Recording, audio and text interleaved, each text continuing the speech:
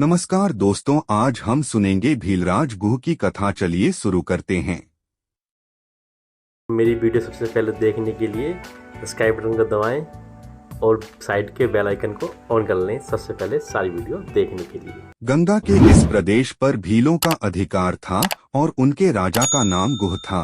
एक लोकप्रिय एवं सशक्त शासक होने के साथ ही साथ गुह राम का भक्त भी था। यह ज्ञात होने पर कि राम अपने लघु भ्राता लक्ष्मण और पत्नी सीता के साथ उसके क्षेत्र में आए हुए हैं, वह अपने मंत्रियों तथा परिजनों के साथ उनके स्वागत के लिए आ पहुंचा। भीलराज गुह को देखकर राम स्वयं आगे बढ़े और उनसे गले मिले। वक्कल धारण किए हुए राम सीता और लक्ष्मण को देखकर गुह को अत्यंत क्षोभ हुआ। उसने विनयपूर्ण तथा आर्त स्वर में कहा, हे रामचंद्र, इस प्रदेश को आप अपना ही प्रदेश समझें। आप यहाँ का अधिपति बनकर यहाँ का शासन संभाल लें।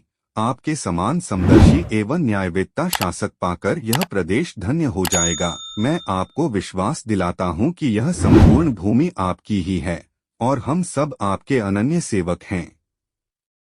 इतना कहकर गुहराज ने अपने साथ लाई हुई सामग्री को राम के समक्ष रख दिया और बोला, हे स्वामी, ये भक्ष्य, पेय, लेह्य तथा स्वादिष्ट फल आपकी सेवा में प्रस्तुत है। आप कृपा करके इन्हें स्वीकार करें। आप लोगों के विश्राम के लिए व्यवस्था कर दी गई है। अश्वों के लिए दाना चारा भी तैयार है। गुह की प्रेममय वचनों को सुनकर राम बोले, हे निषादराज, आप इस प्रदेश के राजा हैं, फिर भी आप मेरे स्वागत के लिए पैदल चलकर आए हैं। मैं आपकी जितनी प्रशंसा करूं कम है। आपने दर्शन देकर हम लोगों को कृतार्थ कर दिया है। इस प्रकार निषादराज की प्रशंसा करते हुए राम उन्हें प्रेम पूर्वक अपने पास बिठा लिया और मधुर वाणी में कहने लगे, भीलराज, आपको सानंद और सकुशल देखकर मुझे अत्यधिक प्रसन्नता हो रही है।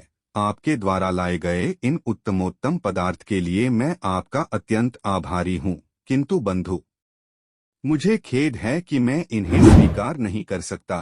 ये सारे पदार्थ राजा महाराजाओं के खाने योग्य हैं, किंतु अब हम तपस्वी हो गए हैं और हमारा भोजन तो केवल कंदमूल फल है, अतः हम इसे ग्रहण नहीं कर सकते। हाँ, अश्वों के लिए आप जो दाना चारा लाए हैं उन्हें स्वीकार करके मुझे बहुत प्रसन्नता होगी, क्योंकि ये मेरे पिताजी के प्रिय अश्व हैं, जिनकी सदैव विशेष देखभाल की जाती है। गुह ने भीलों को अश्वों के विशेष प्रबंध करने के लिए आदेश दे दिया। संध्या होने पर राम, सीता और लक्ष्मण ने गंगा में स्नान किया तथा ईश्वरोपासना के पश्चात उन्होंने कंदमूल फल का आहार किया। गुहराज उन्हें उस कुटी तक ले गए जहां पर उन्होंने उनके विश्राम के लिए अपने हाथों से प्रेम पूर्वक तृण शय्याएं बनाई थीं। कुटी में पहुंचकर गुह ने कहा, हे दशरथ नंदन, आप इन शय्याओं पर विश्राम कीजिए। मैं आपका दास हूँ, अतः मैं पूर्ण रात्रि जागकर हिंसक पशुओं से आप लोगों की रक्षा करूंगा। आप हमें सर्वाधिक प्रिय हैं, इसलिए आप लोगों की सुरक्षा के लिए रात भर मेरे ये सभी साथी धनुष बाण लेकर तत्पर रहेंगे।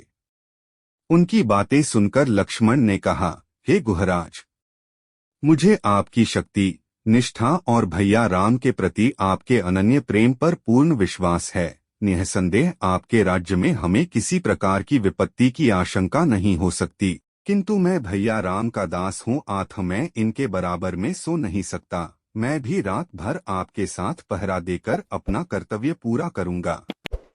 भीलराज गुह और लक्ष्मण कुटी के बाहर एक शिला पर बैठकर पहरा देते हुए बातें करने लगे। लक्ष्मण ने गुह को अयोध्या में घटित समस्त घटनाओं के विषय में बताया। इस प्रकार वह रात्रि व्यतीत हो गई। मेरी वीडियो सबसे पहले देखने के लिए सब्सक्राइब बटन को दबाएं और साइड के बेल आइकन को ऑन कर लें सबसे पहले सारी वीडियो देखने के लिए।